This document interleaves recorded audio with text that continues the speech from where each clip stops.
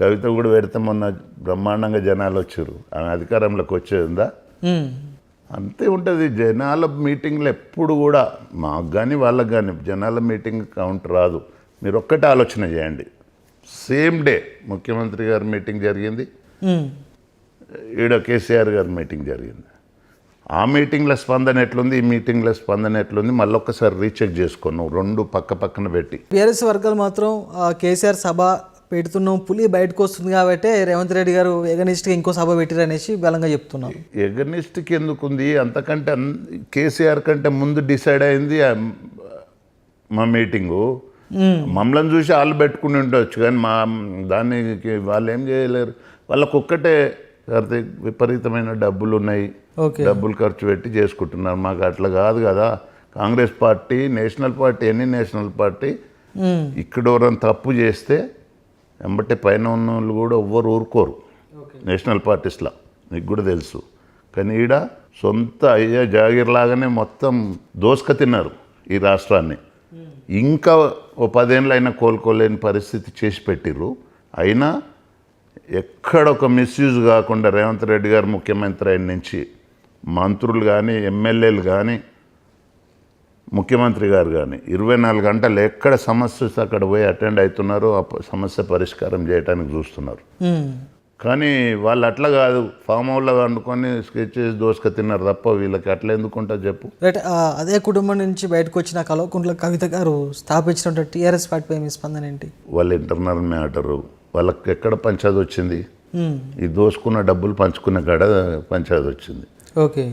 ఇవాళ మొన్న 100 కోట్లు ఖర్చు పెట్టి పార్టీ మీటింగ్ పెట్టింది కవిత. ఎక్కడ డబ్బులు అవన్నీ? ఏం కష్టం చేసి సంపాదించుకున్నారు? మా కాంగ్రెస్ పార్టీలో ఒక్కరిని చూపించారండి అట్లాంటి డబ్బులు ఉన్నోన్ని. ఇట్లా 100 కోట్లు ఖర్చు పెట్టి తెచ్చుకున్నట్టు వాళ్ళు ఓన్లీ ప్యూర్లీ దోసుకున్న డబ్బులు లక్షల కోట్లు దోసుకున్నారు. నాకు సమాన భాగం కావాలనేది ఇంటర్నల్ వాళ్ళ కుటుంబ పంచాయతీ. దానికి గిట్టకనే మరి పార్టీ పెట్టుకున్నారు. మరి పార్టీ పెట్టి రేపు బీజేపీలో పోతారా, లేకపోతే బీజేపీ టీఆర్ఎస్ కవిత అందరూ ఒకటవుతారా? మేమేం చెప్పలేము కదా. మా పని మేము చేసుకుంటూ పోతాం తప్ప వాళ్ళతోటి మాకెందుకు పోటీకి వచ్చినాడు చూసుకుంటాం. ఇప్పుడు వాళ్ళని చూడాల్సిన అవసరం కాంగ్రెస్ పార్టీకి లేదు. క్లియర్ కట్గా ప్రజలకు ఏం చేయగలుగుతాము, ఎక్కడి నుంచి డబ్బులు తెచ్చుకొని ప్రజల సంక్షేమం ఇవ్వగలుగుతాము, అభివృద్ధి చేయగలుగుతాం అనేదే ప్రయారిటీ. మీరు ఎన్నో సంవత్సరాలుగా అదే నియోజకవర్గంలో పాతుకుపోయి ఉన్నారు. అలాంటిది మధు యాష్కి గారిని గెలిపించుకోవడంలో మల్లెడ్డి రామరెడ్డి గారు విఫలం అనుకోవచ్చా? 5 ఏళ్ళు నియోజకవర్గం ఇన్ఛార్జ్ ఉన్నప్పుడు కూడా మధు యాష్కి గారిని ఒకవేళ నువ్వు ఇంట్రెస్ట్కి పోటీ చేయాలంటే ఆయన నేషనల్ లెవెల్లో 2 సార్లు ఎంపీ చేసినాడు. కాబట్టి ఆయన అడిగితే నాకు టికెట్ ఇయ్యరని నాకు క్లారిటీ ఉండే. నేను ఆయనకు చాలాసార్లు అడిగిన, వచ్చి చేసేది ఉంటే ఒక 6 నెలలు ఏడాది ముందు వచ్చి పని చేసుకోండి. ఆయనకు బిజీ ఉండడంతో లేకపోతే పోటీ చేయాలనే ఆలోచన ఉండనో లేదు, కానీ లాస్ట్ 15 రోజుల ముందు వచ్చేసరికి టైం సరిపోలే. అందరినీ రీచ్ కాలేకపోయాడు, అందరిని కలవలేకపోయాడు. మేము కూడా నేను ఎల్బీ నగర్లో కానీ, మహేశ్వరంలో కానీ, ఇబ్రాహీంపట్నంలో కానీ 3 నియోజకవర్గాలలో నాకున్న సోర్స్ అంతా ఉపయోగించి మేము అధికారంలోకి రావాలని చెప్పి కష్టపడి పనిచేసిన మాట వాస్తవం. ఇది ఇంటెలిజెన్స్ దగ్గర ఉంది, సీఎం గారి దగ్గర ఉంది, అందట్లో ఉంది. ఇవాళ వెనకటి రోజుల్లాగా ఊరికే పోయి మనం ఓట్లు అడిగేసే పరిస్థితి లేదు.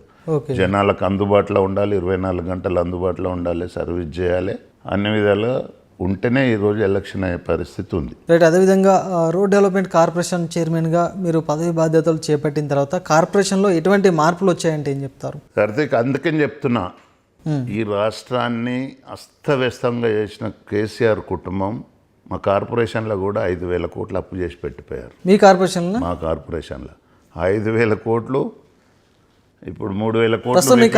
ప్రస్తుతం మీ కార్పొరేషన్లో బడ్జెట్ ఉందా, నిధులు ఉన్నాయా?